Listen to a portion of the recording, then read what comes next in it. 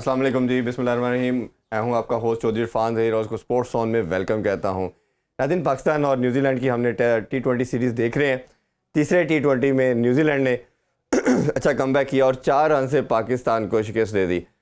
बड़ा ज़रूरी था, अगर हम इस सीरीज़ के हवाले से बात करें कि पाकिस्तान की जिस तरह परफॉर्मेंस चल रही थी, न्यूजीलैंड का कमबैक करना बहुत ज़रूरी था और उन्होंने कल के मैच में विक्ट्री हासिल की। इस पर डिस्कशन करेंगे। मेरे साथ शो में मौजूद है अबू बकर बिलाल, अस्सलाम वालेकुम जी, और हमें वीडियो लिंक पे ज्वाइन करेंगे महमूद रियाज साहब। अस्सलाम वालेकुम जी। वालेकुम अस्सलाम जी महमूद साहब, पहले स्टार्ट आपसे ही करते हैं। कैसा देखा कल का मैच? जो हमने शुरू में दोनों मैचेस में बात की कि शायद कहीं ना कहीं टॉस जो है वो बहुत वाइटल रोल प्ले करता है, और वही चीज़ हमें देखने में नज़र आई कि जब उन्होंने टॉस जीता तो उन्होंने भी पहले बैटिंग की, और अगेन रिजल्ट वही साबित हुआ जो लाहौर की एक ट्रेडिशन चलती चली जा रही है, जो पिच का बिहेवियर है कि पहले बैटिंग करने वाली टीम जो है वो जीत जाती है। तो कैसे देखा आपने ओवरऑल इसको?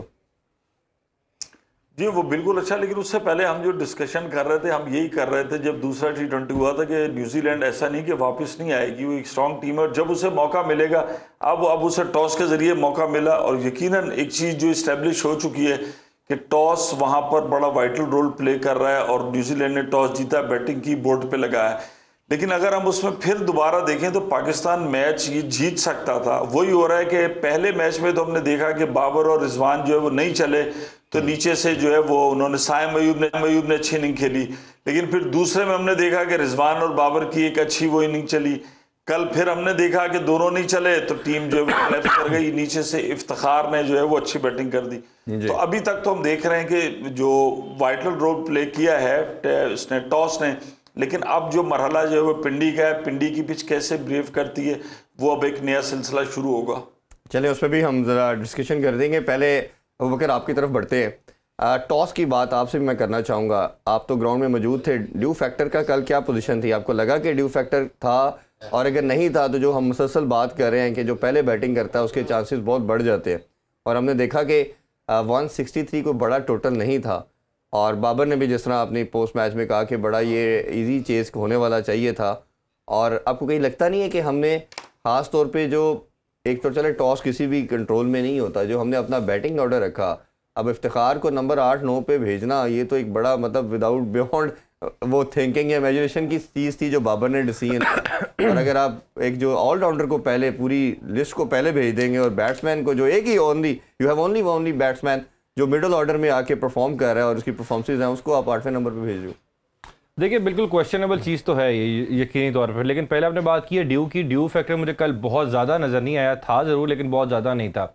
दूसरा, टॉस अहमियत इस वजह से इख्तियार कर गया हुआ है कि पहले 6 ओवर्स के अंदर जो टीम टॉस जीत रही है उसको, उसके बॉलर्स को, उसके फास्ट बॉलर्स को हेल्प मिल रही है विकेट से। ये वही विकेट थी जिस पर पहला T20 मैच खेला गया था कज़ावी स्टेडियम के अंदर, और फिर तीसरा मैच भी उसी विकेट के ऊपर ही खेला गया। तो कहीं ना कहीं पहले 6 ओवर्स का फ़ायदा उठाने के लिए टीम्स फैसला करिए कि हम पहले बॉलिंग कर लें। उसके अलावा को बहुत ज़्यादा विकेट के अंदर ना टर्न नज़र आया, ना सेकंड इनिंग में हमें कुछ ज़्यादा हेल्प नज़र आई है। बट एक जो पहली इनिंग के अंदर रन्स का जो टोटल सेट करना होता है, उससे दूसरी टीम को यकीनी तौर पर थोड़ा सा अंडर प्रेशर होती है, और जब हमारे 2 ऊपर से जल्दी आउट हो जाएँ फिर मुश्किलात होती रहती हैं। लेकिन मुझे ऐसा लगा कि राइट लेफ्ट कम्बिनेशन कप्तान बनाने की कोशिश करते रहे हैं, खासकर जब पहले 2 आउट हो गए, उसके बाद फ़खर और साइम आए हैं। फ़खर और साइम के बाद अगर राइट लेफ्ट का कम्बिनेशन बनाना था तो ओपन पे भी बनाए। ओपन पे नहीं बनाते ना, असल चीज़ ये है कि ओपन पे नहीं बनाते। नंबर 4 के बाद मुझे ऐसा नज़र आया कि जहाँ पर राइट लेफ्ट कम्बिनेशन को वो देखते रहे।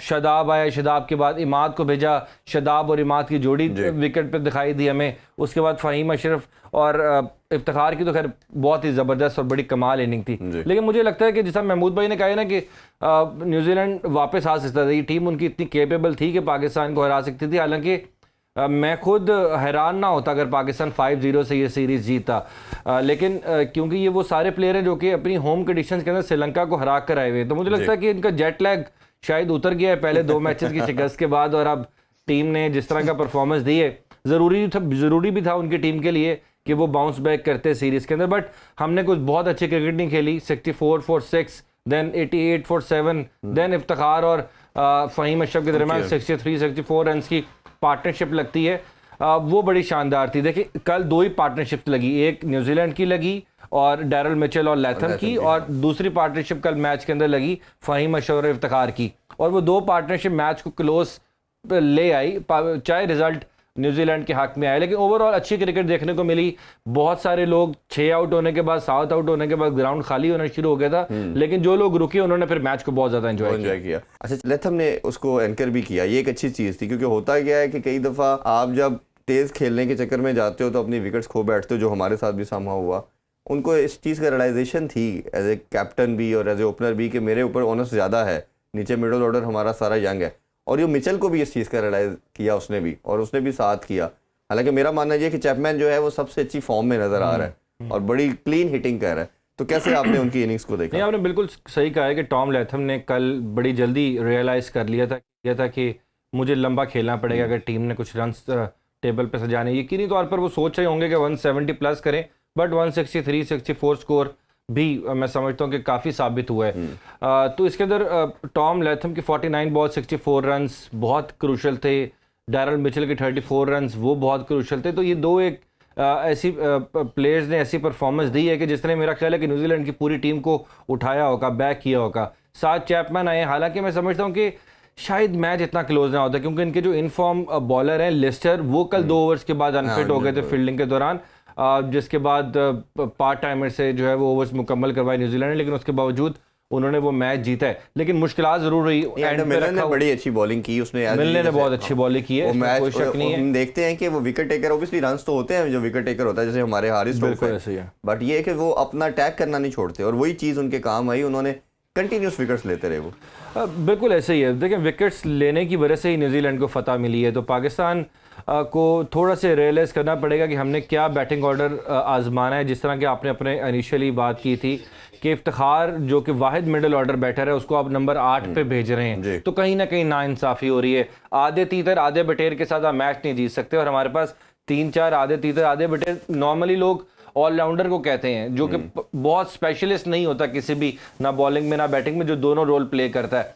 तो वो आपको कभी कभी ही मैच जितवा के देंगे। जिस तरह एंड पे 14 बॉल पे 27 रन की इनिंग खेली फ़हीम अशरफ ने, तो वो एक बड़ी क्रूशल इनिंग थी। बस शादाब कल स्ट्रगल करते हुए दिखाई दी, उनको बहुत ज़्यादा टॉप ऑर्डर मिडल ऑर्डर में आजमाया जा रहा है। पहले मैच के अंदर भी उनको जल्दी भेजा गया था।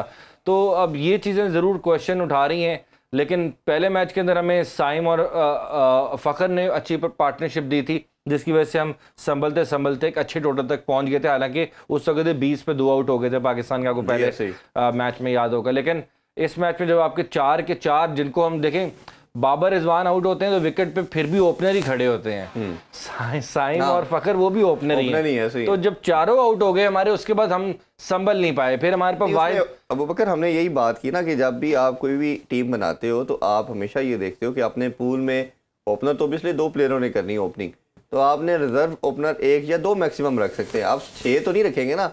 इसी तरह आपने मिडल ऑर्डर अगर लेना है तो मिडल ऑर्डर में आपके 2-3 आप रखते हो, एक आधा उसको कुशन देते हो अगर किसी की फॉर्म नहीं लग रही, कोई इंजरी हो जाती है। ये तो बिल्कुल बियॉन्ड थिंकिंग एक ऐसी चीज उन्होंने टीम सिलेक्शन की कि जिसमें आपने एक मिडल ऑर्डर के साथ अपनी पूरी टीम बना दी। 6 आपने टॉप ऑर्डर बैटर्स रखे हैं इस स्क्वाड के अंदर। इससे बेहतर था कि आप चाहे चले हुए कारतूस, नाकाम कारतूस ही हैं शायद, चाहे वो आसिफ अली हो, खुशदिल हो या इवन उमर अकमल हो, आप इन तीनों में से किसी एक को एडजस्ट करते। 6 ओपनर्स रखने के बजाय एक आप रिस्क लेते, एक आउट ऑफ फॉर्म प्लेयर को साथ टीम के रखते, शायद उसको कॉन्फिडेंस मिलता। मेरा मानना यह है कि चले बाकी जितने आपके लड़के हैं ये परफॉर्म करके आए हैं, बट एक ऐसी प्लेयर जो शान मसूद की मैं आगे बात करना चाहूंगा, वो एक किस्म का छठा लास्ट ओपनर है जिसका स्ट्राइक रेट का भी हमें पता है, जिसके पास बड़ी हिटिंग भी नहीं है, और हमें बड़ा क्लियर नजर आ रहा है कि वो नहीं खेलेगा। इसकी जगह पे आप किसी मिडिल ऑर्डर को डाल के चांस लेते, उसको भी कॉन्फिडेंस देते, इवन दो मैं कहता हूँ खिलाते भी ना, एटलीस्ट उसको ये भी ऑनर ही होता है ना जी, टीम में स्क्वाड में नाम आ गया, वो प्रिपरेशन करता है, कोई चांस अपॉर्चुनिटी मिलती है, फिर वो दोबारा खेलने के लिए रेडी होता है। नहीं, तो आप अपने आप को नवाजने के चक्कर के अंदर आप डगआउट में, जी हमारा दोस्त है बैठेगा डगआउट के अंदर, तो ये मेरा ख्याल है बड़ा अनजस्टिफाइड है। महमूद साहब आपकी तरफ बढ़ूंगा अगर आप सुन पा रहे हैं तो। जी आवाज आ रही है। आपसे पहले क्वेश्चन मैंने किया था, हाँ जी बिल्कुल मैं सुन पा रहा हूँ। आपसे पहले बात की थी हमने न्यूजीलैंड की बैटिंग के हवाले से, देवर नोइंग कि हम बहुत बड़ा शायद टारगेट ना कर पाए, कैप्टन को पता था, बट उसको था कि मैंने एक रीजनेबल टोटल देना पाकिस्तान को ताकि हम इनको पकड़ पाए, हमें पहले बैटिंग मिल चुकी है। तो उनकी इनिंग्स को कैसे देखा आपने? नहीं देखिए, मैंने वही कह रहा था, लेथन में जो इनिंग खेली है और पाकिस्तान की परफॉर्मेंस में सबसे बड़ा जो बैड पैच आता है कि कंसिस्टेंस नहीं है। जो अनकंसिस्टेंसी है ना, वही कंसिस्टेंट है पाकिस्तान के अंदर। अगर हम देखें हमेशा से जिस तरीके से चलता है, आप अपने वक्त की अगर दुनिया की बड़ी टीमें देखें, जिस तरह वेस्ट इंडीज होती थी, ऑस्ट्रेलिया होती थी, तो उनका एक पूरा एक सर्कल जो है वो चल रहा होता था। लेकिन आज हीरो होते हैं, कल जीरो होते हैं। 6 बैट्समैन आप खिला रहे हैं और 8वें नंबर पर आप इफ्तिखार को भेज रहे हैं, ये सारी चीजें। और फिर आप दूसरी एक अहम बात पूछ रहे हैं, भूल रहे हैं हम लोग के सकलैन जो है अब वो न्यूजीलैंड का डगआउट शेयर कर रहे हैं, ठीक है ना। तो यहाँ की सारी चीजें जो है ना, अभी रिसेंट पास में ही वो पाकिस्तान टीम के साथ थे और अब वो न्यूजीलैंड के साथ हैं, तो यकीनन वो सारी चीजें वहां से हैं, वो मार्क करते हैं। और आप कुछ भी कहें, सकलैन का जो स्टाइल ऑफ कोचिंग है वो बड़ी चीजों को मैनेटली देख रहे होते हैं। तो ये वो इस चीजें हैं कि मुझे तो कहीं कहीं ऐसा लग रहा था कि घर का भेदी जो है अब वो लंका ढाने पर आ गया है। तो उन्होंने अपनी टीम को और अपनी उसको इनिंग को बड़ी अच्छी तरीके से बिल्डअप किया।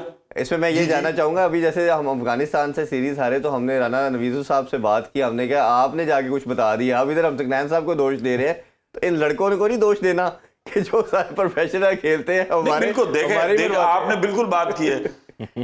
नहीं आप बिल्कुल बात की। अब आप बताएं ना कि शान मसूद की टीम में क्या जगह बनती है। आप वो डगआउट शेयर कर रहे हैं और बड़े पैमाने पे कहीं दोस्तियां निभाई जा रही हैं। कराची में आए जब सेठी साहब, तो वो बड़ी दावतें भी हुई और दुरूने खाना बड़ी खबर हुई, बड़े प्रोटोकॉल मिले। तो ये तमाम चीजें जो है ना वो कहीं ना कहीं पे कर रही होती हैं। आप एक यंग लड़का या जो नहीं खेल रहा, जो अच्छा बैटर है लेकिन अभी आउट ऑफ फॉर्म है, जैसे कि आपने ये अबू बकर ने कहा, आप उसको एतमाद दें, वो हो सकता है कर ले। जिस आदमी को आपको पता है कि नहीं खेलना, आप उसको क्यों खिला रहे हैं? और मुझे तो डर है कि इन चीजों के बाद आहिस्ता आहिस्ता न्यूजीलैंड जो रिदम में आएगा तो बकिया जो मैचेस हैं और वनडे का रिजल्ट जो है वो मुश्किल ना हो, और पाकिस्तान की तवक्कुआत के खिलाफ ना हो। कल एंड पे भी हम थोड़ी सी गलती कर गए, जहां पर सेकंड लास्ट ओवर के अंदर जब फहीम अशरफ आउट हुए, हमने नसीम शाह को भेजा। वहां पर अगर हारिस रऊफ को भेजा जाता शायद बेहतर डिसीजन साबित होता। उनके 2 छक्कों की वजह से उनको, यार पिछले मैच के अंदर हारिस ने एक चौका छक्का लगाया हुआ है, इन्हीं विकेट्स पे लगाया, और हारिस के अंदर कैपेबिलिटी है। देखिए नसीम शाह ने 2 छक्के लगाए थे, हमें मैच जितवाए थे, इसमें कोई शक नहीं है, बट हारिस उससे बेहतर हिट कर लेता है, इसमें भी कोई शक नहीं है। तो और हारिस को हमने वहां पर नहीं भेजा, वो 3 बॉल हारिस देखें, एक बाउंड्री लगती है अगर, तो वो मैच मेरा समझते आखिरी ओवर में 11 रन बन सकते थे। और कई दफा ना आप बड़ी हिट के चक्कर में, जैसा हारिस ब्लाइंड शॉट खेल रहे थे। जी प्लीज आप बोलिए। यही तो चक्कर है कि वो नसीम शाह ने 2 छक्के मार दिए तो हमने उसको अपग्रेड कर दिया। भाई नसीम शाह को उसकी जगह भी भेजें, वो हो सकता है आइंदा एक आध छक्का और मार दे, लेकिन आपको हारिस को भेजना है जिसका नंबर है। मादी में ना ऐसे है ना, आप इस तरीके से तो फिर ममू साहब आप मादी में याद करेंगे तो एक आधे 2 छक्के ये हमें बड़े बड़े लंबा अरसा भी कॉस्ट करते हैं। किसी ने कहीं जिता दिए तो बड़ा बड़ा लंबा टाइम वो बड़े बड़े खिलाड़ी जो है ना, असल में अभी इससे पहले जो आप ऑलराउंडर की बात कर रहे थे ना, वो पहले तो ये होता था कि ऑलराउंडर जैसे इमरान खान थे ना, तो इमरान खान एक बॉलिंग ऑलराउंडर थे, उनकी बैटिंग इतनी अच्छी नहीं रही। कपिल देव और आयन बोथम जो उनके उस वक्त जमाने में जो कंपिटिटर्स थे, वो बैटिंग ऑलराउंडर थे, मतलब उनकी बैटिंग स्किल्स अच्छी थी। कपिल देव बॉलर इतने अच्छे नहीं थे जितने अच्छे बैटिंग थे, तो ये हमेशा से रहा है। लेकिन अब वो हो गया है कि बिल्कुल ही जो ऑलराउंडर होता है कि मीडियोकर किस्म का होता है। अब आप हमारे ऑलराउंडर देखें, अभी आपने राना नवीद की बात की, मंजूर इलाही की बात की और आपके रज़ाक की बात की, तो ये बड़े अच्छे कम्पिटिटिव ऑलराउंडर होते थे जो मैच विनर होते थे। मतलब मंजूर इलाही जो है वो कलाई से छक्का मारते थे, रिचर्ड ने उनकी तारीफ की। राना जितना अरसा खेले पाकिस्तान के लिए बड़ा अच्छा किया। इस तरह का कोई मुस्तकिल आपको ऑलराउंडर नहीं मिलता है। इस वक्त अगर मौजूदा टीम में देखें तो हमें तो सारी बॉलिंग ऑलराउंडर नजर आते हैं, वो चाहे इमाद हो, शादाब हो, इवन फहीम हो, नवाज हो।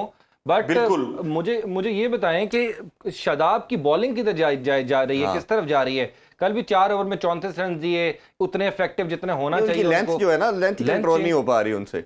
अच्छा, लेंथ कंट्रोल नहीं हो रही। कल आप देखें कि रिजवान को बॉल उनकी इतनी आउट ऑफ द स्टंप जाके उनकी बॉलें पड़ रही थी कि वो लग रहा था ये करेक्ट करेगा, और 2-3 बॉलें निकल गई।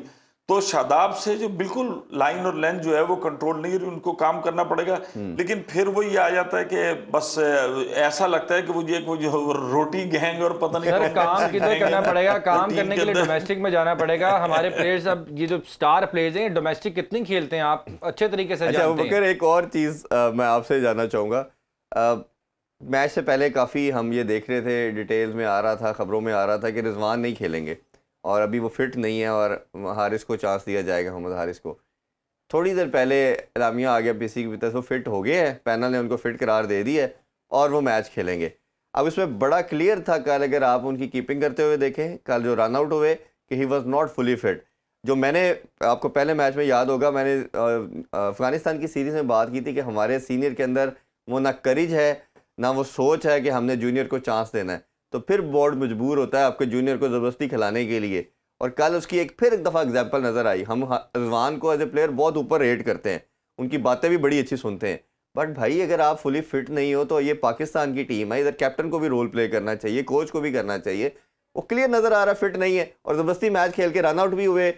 कीपिंग के अंदर भी हमें साफ नज़र आ रहा था उनकी वो फिटनेस लेवल क्या है। देखिए महमूद भाई ने एक एग्जांपल दी थी कि वो 2 छक्के नसीम शाह के वो हमें लंबे अरसे तक याद रहेंगे। तो वो जो रिजवान ने अगेंस्ट इंडिया आईसीयू से उठ के जो एक इनिंग खेली थी ना, उसके बाद लगता है रिजवान भी, लेकिन अनफॉर्चुनेटली वो सेमीफाइनल में हम हारे थे। खेली वो एक अलग बात है, लेकिन वो जो एक इनिंग थी वो शायद उसकी बदौलत वो कहेंगे जी ये तो फिट है। वो रिजवान कह रहा है मैं ठीक हूँ तो मतलब ठीक हो, लेकिन मैं आपकी बात से एग्री करता हूँ। कल स्टेडियम के अंदर मैं मौजूद था, ग्राउंड के अंदर रिजवान फिट नजर नहीं आ रहे थे। जितनी एफर्ट वो मैच से पहले करते हैं वो एफर्ट भी उन्होंने नहीं की। कल मैच से पहले एक जो सेशन हुआ उसके अंदर हारिस से विकेट कीपिंग करते हुए दिखाई दिए थे और हम समझ रहे थे कि शायद आज रिजवान नहीं खेल पाएंगे, लेकिन 10-12 मिनट पहले उनको मुकम्मल तौर पर फिट करार दिया गया। यही तो प्रॉब्लम हमारे कल्चर का, ये मसला समझ नहीं आ रहा कि सीनियर जूनियर को चांस देने को तैयार नहीं।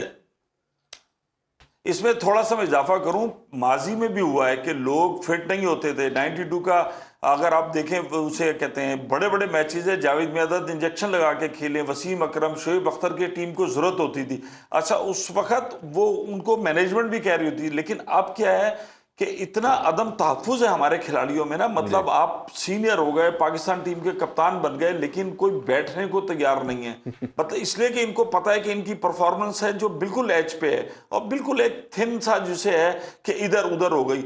अब वो अगर कल देते वो परफॉर्म कर जाते। अब आप देखें ना कि उसकी कॉस्ट आपको क्या पे करनी पड़ रही है। अगर आपने 2 रन आउट छोड़ दिए और आप जल्दी रन आउट हो गए, आप जो क्लीन स्वीप की तरफ जा रहे थे, आपने एक मैच उनको दे दिया। तो फिर बात ये कि अगर बोर्ड इंटरवीन करता है, वो फिर इन खिलाड़ियों को होता है कि जी जूनियर्स को खिला रहा है। अब पाकिस्तान के साथ एक ब्लेसिंग डिस्गाइज ये कि यहाँ बंच ऑफ प्लेयर्स बहुत ज्यादा है। आज आप देखें ना कि कितने बॉलर जो हैं वो बाहर बैठे हुए इंतजार कर रहे हैं, प्रैक्टिस कर रहे हैं, शाहीन्स के अंदर ये इधर उधर लीग खेल रहे हैं कि किसी तरीके से हम दोबारा वापस आए। तो उसमें बड़ा दिल करना चाहिए। अगर आपको अपने बॉलर्स का जिक्र कर ही दिया है, अफगानिस्तान सीरीज के अंदर हम चाहे वो सीरीज हारे, लेकिन एहसान उल्लाह ने बड़ी अच्छी बॉलिंग की थी।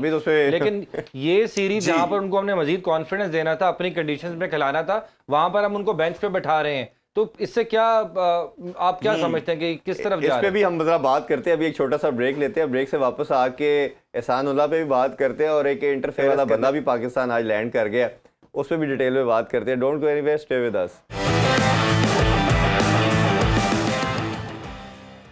Welcome back in sports on. हम बात कर रहे हैं Pakistan versus New Zealand T20 series के हवाले से। जियो बकर इंटरफेरेंस की बात की कि इंटरफेरेंस कौन करेगा, कैसे करेगा, बोर्ड करेगा नहीं करेगा, लेकिन जो इंटरफेरेंस करेगा वो मेरा ख्याल आ गया आज। मिकी आर्थर साहब डायरेक्टर, प्रोबली इनको ये डेजिग्नेशन दिया जाएगा और मेरा ख्याल है कि सारे के सारे जो कंट्रोल अब जो SPCB का in terms of team selection और सारे मामलात वहीं के पास होंगे। एक उसकी कड़ी हम देख चुके हैं कि जो स्क्वाड इनके साथ काम करेगा, कोचिंग पैनल जो है वो सब इनकी मर्जी के आ चुके हैं। और मेरे ज़राए के मुताबिक कि उनकी मीटिंग के 2 एजेंडे हैं। एक उनका ओबियसली चेयरमैन जो नजम शेट्टी साहब हैं जो कमेटी के हैं, उनके साथ मीटिंग है और दूसरी उनकी बाबर के साथ भी है। और मेरे ज़राए के मुताबिक वो यही है कि वो प्रॉब्ली इसी पे बात बाबर से करना चाह रहे हैं कि वो किस फॉर्मेट में अपनी कैप्टनसी रखना चाह रहे हैं। शायद टेस्ट के अंदर कोई और हम कैप्टन देखें, अगर वो कंफर्टेबल हुए तो शायद T20 में हम कोई और देखें। तो आपके क्या इस पे ओपिनियन है और कैसे देखते हैं सारे? मैं तो थोड़ा हैरान भी हूँ कि जिस किस्म का ऑनलाइन कोच हम लेकर आए हैं, शायद दुनिया में इससे पहले कोई एग्जांपल नहीं थी। अब उनके पास टाइम इतना ज्यादा है, पाकिस्तान को दे दिया ना, ब्रैडबर्न को दे दिया, वो तो डायरेक्टर रोल क्या दे दिया, वो एक ही बात है, डायरेक्टर क्रिकेट है, फिर नीचे उन्होंने अपनी जगह हेड कोच का नाम उनको दे दिया जो पहले फील्डिंग कोच थे। तो अब मैं तो काफ़ी ज़्यादा मुझे तो मायूसी हुई है सीरियस, अगर आप मेरे से पूछें।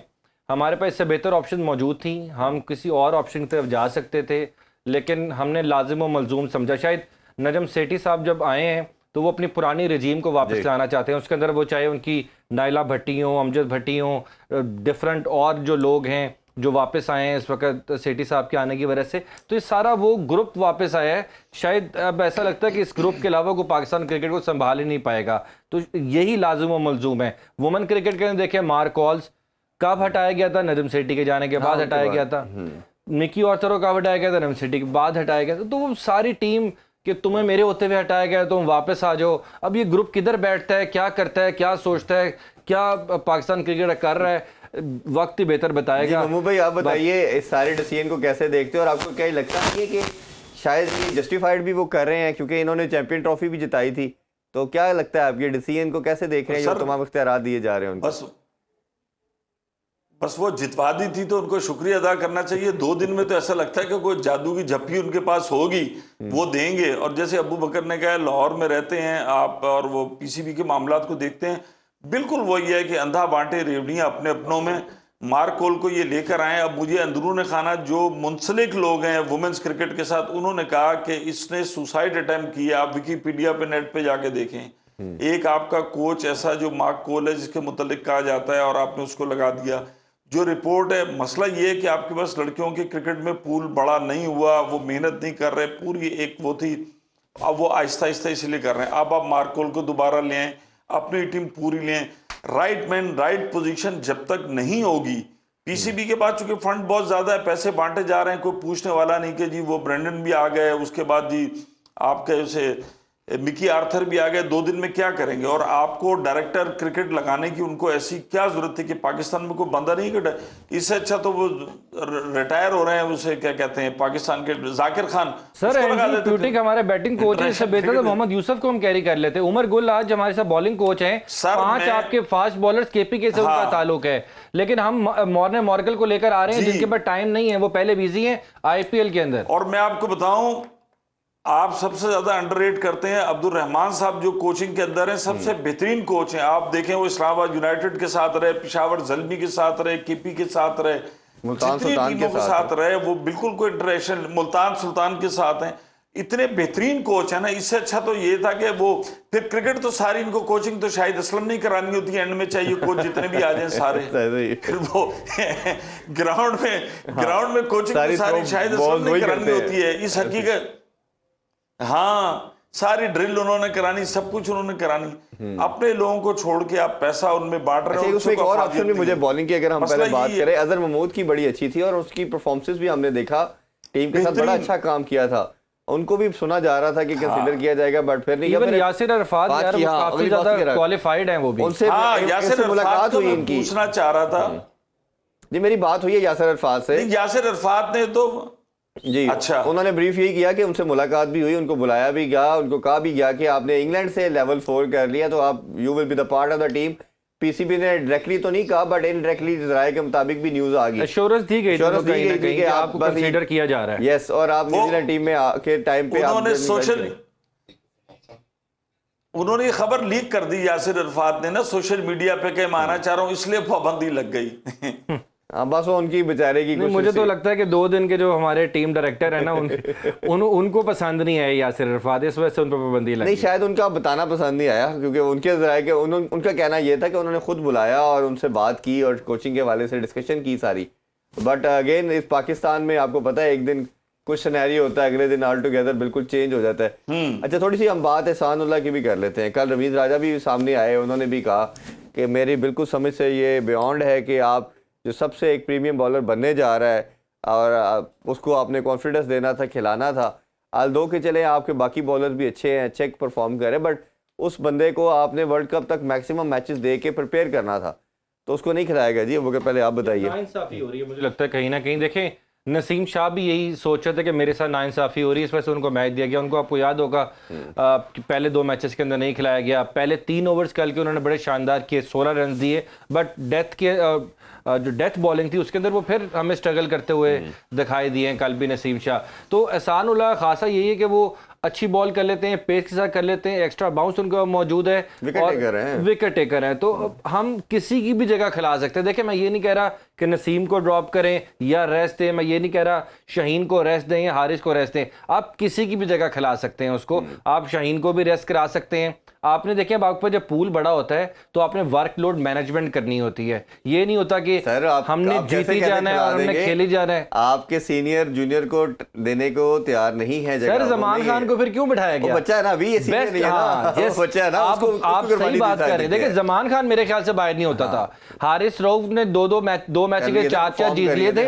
सीरीज आप कंफर्टेबल मूड में थे, आपको पता था न्यूजीलैंड की फुल स्ट्रेंथ नहीं है, आप कोई बात नहीं, अपने प्रीमियम फास्ट बॉलर को भी रेस्ट करा सकते थे, इसमें कोई मसला नहीं है। लेकिन वही इनसिक्योरिटी, इंश्योरेंस, पता नहीं कब तक ये मामला चलते रहेंगे। स्पेल कर देगा, जैसे 10-12 विकेट ले गया सीरीज में, तो फिर उसकी जगह ज्यादा हो जाएगी ना।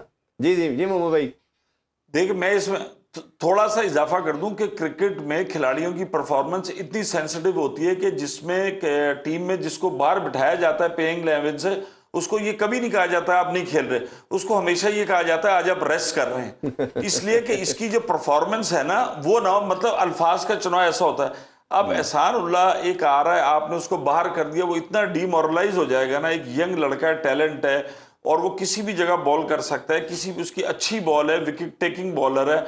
अगर आप इस इनिंग में उसको चांस देते, इस सीरीज में उसको रखते और साथ में उसको खिलाएं, मतलब रखा हुआ नहीं, सिर्फ उसको खिलाएं, चांस दें, ऐसे बॉलर के लिए तो होना चाहिए यार। आपने ना कंसेक्टिव 10-15 मैच खेल लें, आपको कोई बाहर नहीं करेगा। मतलब जब आपके एक इनिंग का आप जख्मी प्लेयर आके विकेट कीपिंग कर रहा है, रन आउट होकर चला जाता है, सिर्फ वही वजह से, तो जो परफॉर्मेंस दे रहा है वो बाहर बैठा हुआ है, और जिसको टीम में नहीं होना चाहिए।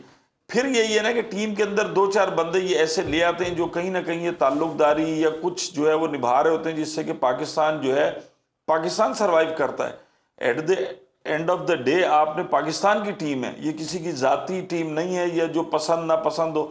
अब रमीज राजा यकीनन चीजों को जिस तरीके से आप देख रहे हैं, पहले क्यों नहीं देखा उन्होंने? उनके जमाने में भी हम सब टीवी पे बैठ के यही डिस्कशन कर रहे होते थे कि यार इसको प्लेइंग 11 में होना चाहिए, इसको बेंच पे बिठाया, इसको अंदर होना चाहिए।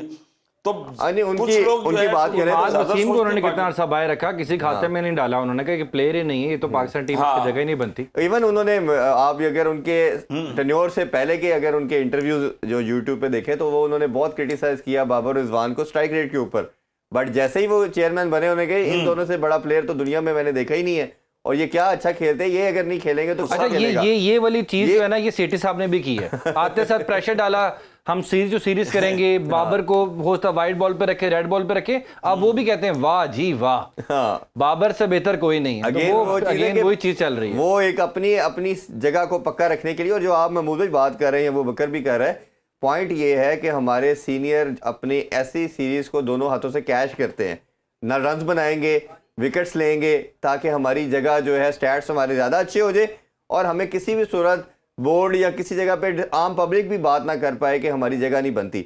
बच्चे को चांस दे देंगे। अब ये देखें कितनी बड़ी ज्यादती की गई मेरी नज़र में। आपने 5 बच्चों को जब खिलाया गया तो आपने इस सीरीज़ में चांस देना था जब न्यूजीलैंड की हाफ टीम आ रही थी। आप इस न्यूजीलैंड की टीम का कंपैरिजन अफगानिस्तान से करें तो आपको बच्चा भी बताएगा कि अफगानिस्तान की टीम इससे 1000 गुना तगड़ी टीम थी। तो आपने बच्चों को अपनी होम कंडीशन पे चांस देना था, उनको कॉन्फिडेंस देना था ना। आपने 3-4 लड़कों को डेब्यू करवाया, 5 बंदों को रेस्ट दिया, इधर रेस्ट करवाते। जब आसान सीरीज आई सारे सीनियर प्लेयर अवेलेबल हो गए। जब मुश्किल सीरीज थी और जो यूए की कंडीशन थी शारजा की, वो दुनिया की सबसे मुश्किल कंडीशन है प्लेइंग वाले के, उधर सबने रेस्ट कर लिया, सबने एग्री किया कि हमने रेस्ट करना है। हाँ, जिनको आपने अफगानिस्तान में चांस दिया उनको अगर आप न्यूजीलैंड के खिलाफ ये चांस देते ना, यहाँ ही आजम खान खेल रहा होता ना, वो आपको बताता बिल्कुल ठीक है। तैयब मारता, साइम अयूब मारता, हारिस मारता, बिल्कुल मारते ये साइम अयूब मारता, साइम अयूब की 2 सीरीज हो जाती। आपके साथ प्रॉब्लम तो ये कि आप डिसीजन, अब आप देखें अगर हम बात करते हैं, ये सारे अंदर से डरते हैं। वसीम बकार लंबा अरसा खेले, उनको तो टेंशन नहीं होती थी उनको ड्रॉप कर देंगे, बिल्कुल ऐसे ही। आप सईद अनवर को, आमिर सोहेल को तो टेंशन नहीं होती थी कि उसे टीम से ड्रॉप कर देंगे, उससे पीछे चले जाएं, चूंकि इनकी परफॉर्मेंस थी। इनको खुद पता है कि इनकी मुझे अच्छी तरह याद है कराची के अंदर सरफराज मैच खेल रहे थे, सरफराज ने 102 रन किए, को डोमेस्टिक मैच था और उसके बाद आउट हो गए। जहीर अब्बास बींगे चेयरमैन प्रेसिडेंट आईसीसी, वो मेहमान खुसूसी थे। उसके बाद उन्होंने अपनी स्पीच में जो है वो आड़े हाथों लिया सरफराज को, उन्होंने कहा कि यार एक सेंचुरी का मतलब ये नहीं है आपको फिनिश करना था, सेंचुरी तो ये नहीं है, बड़ा खिलाड़ी तो वो तो फिनिश करके जाए जी। अब इंडिया के अंदर रिकॉर्ड है, विश्वनाथ 70-80 टेस्ट कंटिन्यूसली खेला, ड्रॉप नहीं हुआ। वो आदमी को खुद होता है, ये सारे अपनी परफॉर्मेंस से डरते हैं।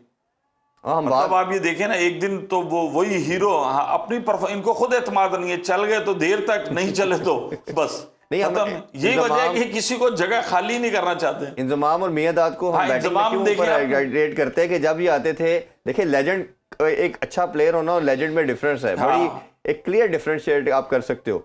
लेजेंड जो होता है ना, वो आपका मैच विनर होता है। उसकी अगर हम बात करें, Brian Lara, Inzamamul Haq, Javed Miandad, Jack Kallis, Ricky Ponting, Steve Waugh, या हम माइकल बेवन, ये हम 6-7 नाम, या विवर रिचर्ड की सर की बात करें, ये जब खड़े होते थे तो अपनी टीम को मैच जिता के जाते थे। हम अगर एक बाबर के साथ भी अगर आज एक चीज़ टैग करते हैं, बाबर और तेंदुलकर को रिलेट किया जाता है कि स्टैट्स में तेंदुलकर भी सबसे ऊपर है दुनिया में, बट आप देखिए कि उनकी मैच विनिंग परफॉर्मेंसेस कम थी। इसी तरह विराट कोहली जब आया तो विराट कोहली ने जो एक डेकेड परफॉर्मेंसेस दी, उसने परफॉर्मेंसेस के साथ उसकी मैच विनिंग इनिंग्स कितनी ज़्यादा हैं। तो बाबर के अंदर जो एक चीज़ मिसिंग है अभी, वो मैच विनिंग इनिंग्स है। बाबर को अब आप इनिंग्स देखें तो 90% उन्होंने जब रन्स किए हैं पाकिस्तान को खास तौर पे चेस करते हुए, पाकिस्तान नहीं जीता मैचेस। तो बाबर को मेरा ख्याल है कि अब फिनिशिंग के रोल में आना पड़ेगा। हम सब मानते हैं कि बाबर हमारा शायद पाकिस्तान की हिस्ट्री का सबसे बेस्ट बैट्समैन है, इसमें कोई राय नहीं है। लेकिन उसके साथ जब कन्वर्जन रेशो में आएगा कि मैच फिनिश करके जाना है, जो आप बात कर रहे हो, तो फिर मेरा ख्याल है ये एक ऐसी लेजेंड कैटेगरी में आएगा जिसमें इसको हमेशा सारी ज़िंदगी याद रखा जाएगा। इस पर ज़रा मज़ीद बात करते हैं और आगे क्या स्ट्रेटजी होनी चाहिए और चांस देना चाहिए। ब्रेक के वापस आके इसमें डिटेल में बात करते हैं। Don't go anywhere, stay with us, we will be right back after a short commercial break.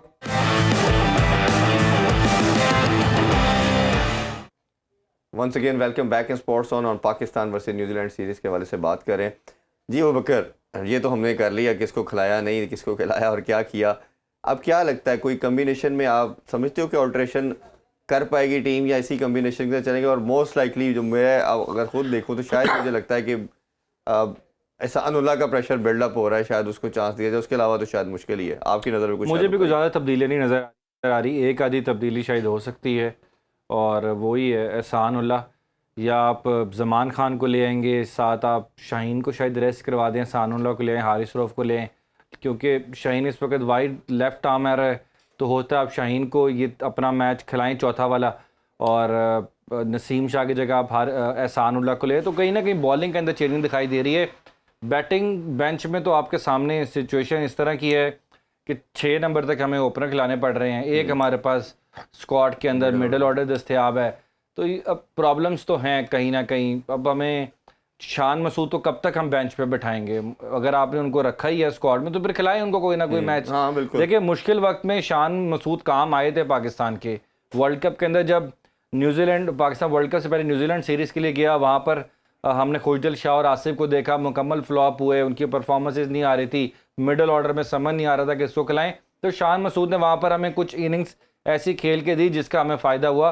Pakistan team उस वर्ल्ड कप का फाइनल भी खेली, बट फाइनल खेलने के बावजूद अगर उस प्लेयर की जगह नहीं बन रही तो कितना केपेबल है? अगर हमने बेंच पे सिर्फ बैठाना है फिर मेरा ख्याल है किसी और के साथ जाती है। टेस्ट प्लेयर हैं तो टेस्ट में नहीं खिलाया जाता, T20 में डाल देते हैं और टेस्ट के स्क्वाड में रखते हैं तो उसमें भी नहीं खिलाया जाता। एक आधा चांस तो मिल गया, बट उस पर जिसपे लगता है जो उनका प्रॉपर एक फॉर्मेट है जो जिसकी लिए वो जाने जाते हैं, उसमें भी उनकी जगह नहीं बनती। खैर महमूद साहब, आप भी बताइए, आप कैसे देखते हैं कि आपकी नज़र में कोई पाकिस्तान स्क्वाड में कोई चेंजिंग नजर आ रही? तो नहीं, वो पाकिस्तान स्क्वाड ने तो जैसे अबू बकर ने समराइज किया बिल्कुल ठीक है कि एहसान उल्लाह को अगर आप खिलाएंगे तो किसको बाहर निकालेंगे, बैटिंग में वही है।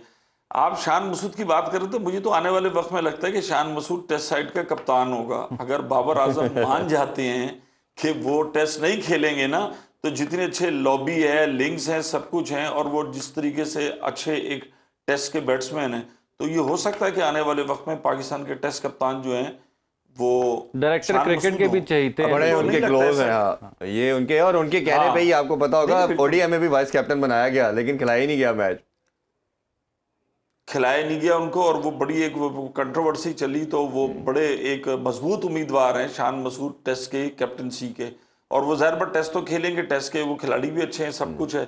अभी तो T20 जो 2 मैचेस रह गए हैं, मुझे उसमें नहीं लगता कि बहुत ज़्यादा चेंज होंगी, लेकिन जैसे कि कहा जा रहा है एहसान उल्लाह को अगर जगह देंगे तो फिर ज़मान खान और एहसानुल्लाह की जगह तो बनती है। एहसानुल्लाह को मेरा ख्याल है कि इनको इंडक्ट करना चाहिए अगले 2 T20 में।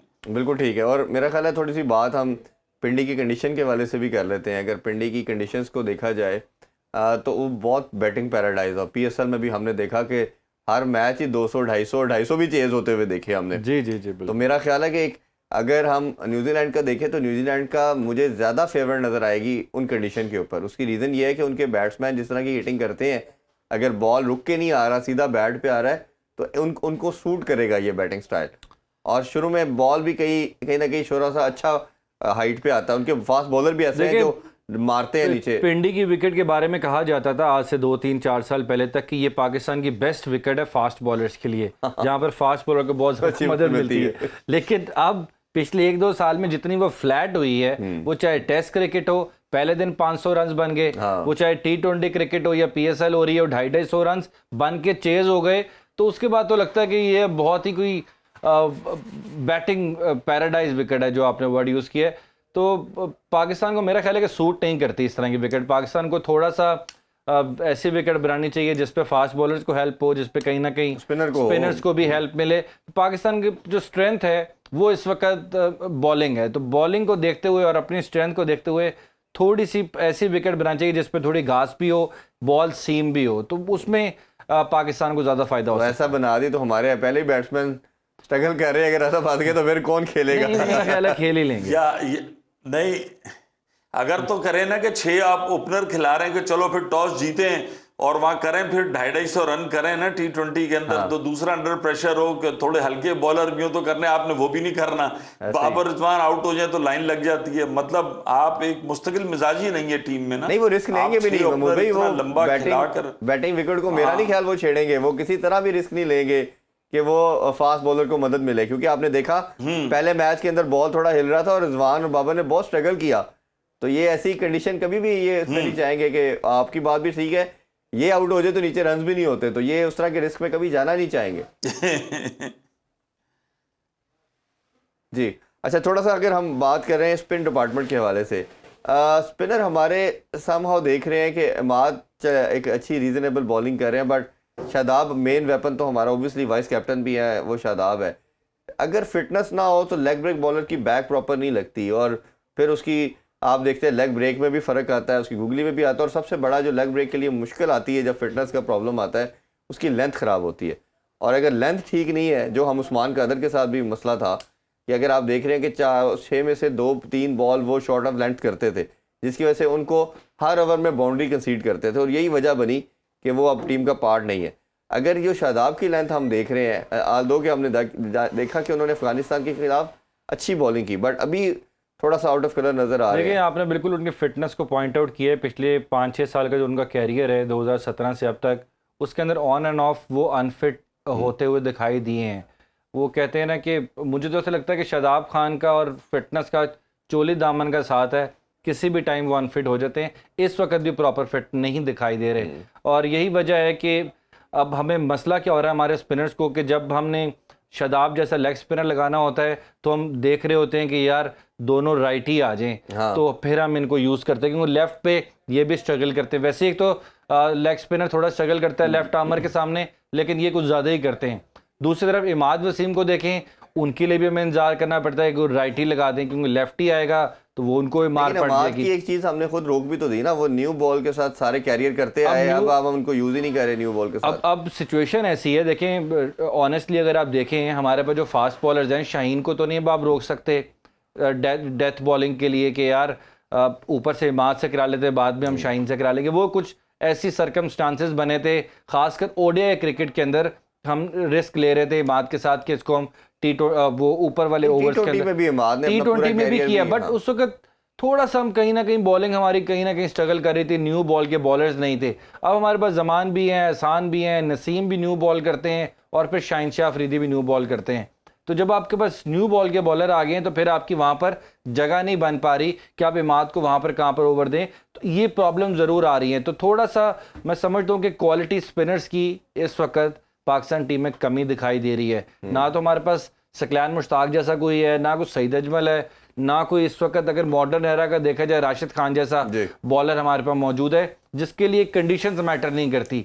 स्पिनर्स क्या होता ही है कि उसको ज़्यादा कंडीशंस की उसके लिए उसको मैटर नहीं करती, वो हल्की कंडीशन से भी फ़ायदा उठा लेता है। बिल्कुल तो वो ऐसे ही कहीं ना कहीं हमें लैग करते हुए दिखाई दे रहे हैं हमारे बिल्कुल spinners। ऐसे ही। और उसमें हमें देखना पड़ेगा कि जो डगआउट में लड़के हैं उनको चांस भी देना चाहिए। और अभी एक और लड़का उसामा मीर की हमने जिस तरह बात की, वो बड़ी शानदार परफॉर्मेंस दे रहा है, तो ऐसे लड़कों को फिर आपको लेके आना चाहिए। सब पाकिस्तान की टीम है, जो अच्छा परफॉर्म करे he should be the part of the team.